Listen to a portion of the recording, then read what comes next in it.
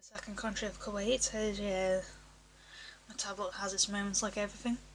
Now we're on the Kuwait and all, starting off with history and all. As the Emirate of Kuwait was under the Ottoman Empire before it became a British protectorate after World War One. Around the 1930s, Kuwait was struck like large oil deposits in their area, and although it was already an independent sheikhdom, when it was under a British protection, it was only until 1961 that Kuwait gained independence and became a sovereign nation. And right after achieving independence, the government immediately saw through the development of the nation's petroleum industry, and it was an allied industry and had a rapid growth and all. In 1990, Kuwait's then unseating process came to a halt as Saddam Hussein ordered the Iraqi army to occupy the small but very progressive sheikhdom. As annexation of Kuwait, however, was short-lived as geopolitically,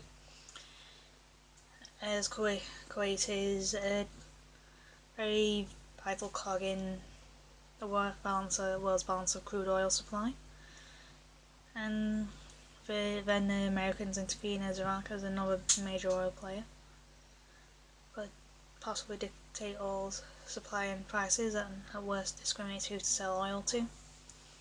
However, before the Iraqis relinquished Kuwait back to the royal ruling family, the Al-Sabah family, Saddam Hussein ordered his troops to set ablaze all oil wells, ordered his troops to set as many wells as possible, and it was one of the worst environmental disasters the world had ever seen. 9 months to put the fires out after 2 years, the burning of oil wells. The Kuwaiti government immediately rebuilt all lost infrastructure, and oil production was back to pre-invasion levels. In recent events, although Kuwait is a Muslim-dominated nation, 2009 Prime Minister Sheikh Sabah Ahmad Al-Sabah was appointed Massimo Mubarak as cabinet minister, as I'm assuming he's of a different religion other than Islam and all. 2009, Foreman also lost seats in Parliament as lawmakers, and it was kind of like a shocking turn of events for the neighbouring Arab nations, as they are still male-orientated and male-dominant and all.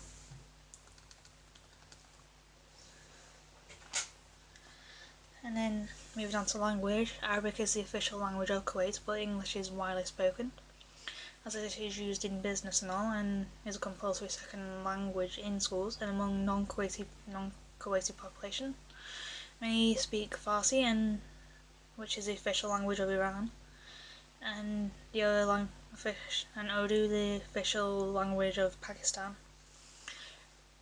As Arabic is spoken by almost 2 million people in more than 22 countries, and it is the language of the Quran and the Holy Book of Islam and of Arab poetry and literature. While spoken Arabic varies from country to country, classical Arabic has remained unchanged for centuries. In Kuwaiti, there is a difference between the dialects spoken in urban areas and those in the rural areas, which isn't really surprising enough. And moving on to legends, and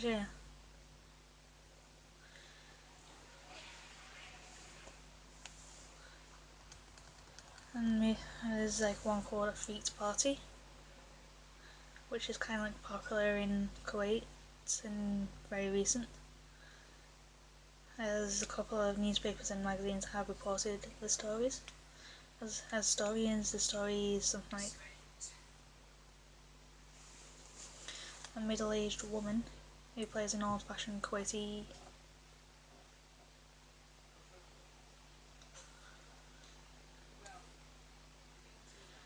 instrument and received a call from during Ramadan from some folk who wanted her to use their services. At first she refused, since it is inappropriate to perform music during Ramadan, but she soon agreed when they insisted she performed, and said he agreed and gave her triple what she usually charges. and he told her that they're going to send their driver to pick her up from the house and drive her to theirs. And then the day of the celebration came. She went to the house and started performing, as the day was Thursday, but the party continued until 12 AM on the Friday. And the old woman got a little worried, especially some of those attendances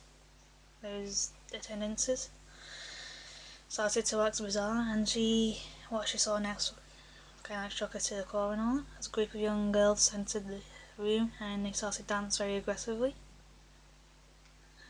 But their legs appeared, however, their legs weren't human at all, as they closely resembled horse legs. As the old woman got terrified and ran outside, and luckily for her, the driver who had picked her up was waiting outside. And she got inside the car and was asked the driver to take her away from her. As the driver asked her what was wrong, she couldn't exactly say what it was correctly that freaked her and all that. After a couple of minutes, the driver asked her what was wrong again, and she told him what she'd witnessed. And the driver replied, "You mean just like my legs?" And he revealed his legs under the dash he was wearing, as his legs were just like the young girls before. As the old woman got hysterical again and threw herself from the car to the street, and which made her unconscious and all. The next morning, people found her on the street and took her to a police station, where the old woman reported the incident. And when they reached the party house, it was gone. It disappeared, and what was left behind was just an empty yard and all.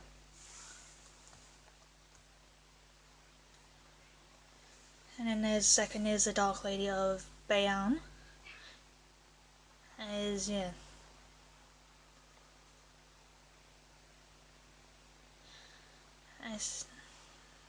known as Bayan is one of the most haunted areas in Kuwait, especially in the inside streets. It said that very late at night, many witnessed a dark lady roaming inside the streets and walking the streets that face houses from both sides.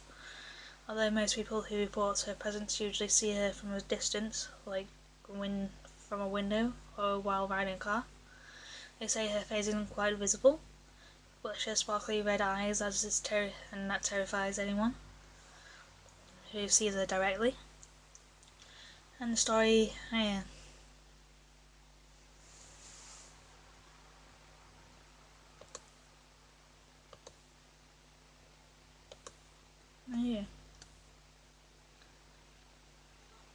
If you see, you might get symptoms that can resemble a fever and all, but can soon go away.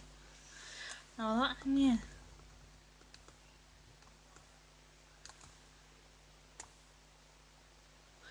Then the third and final one is the bones within.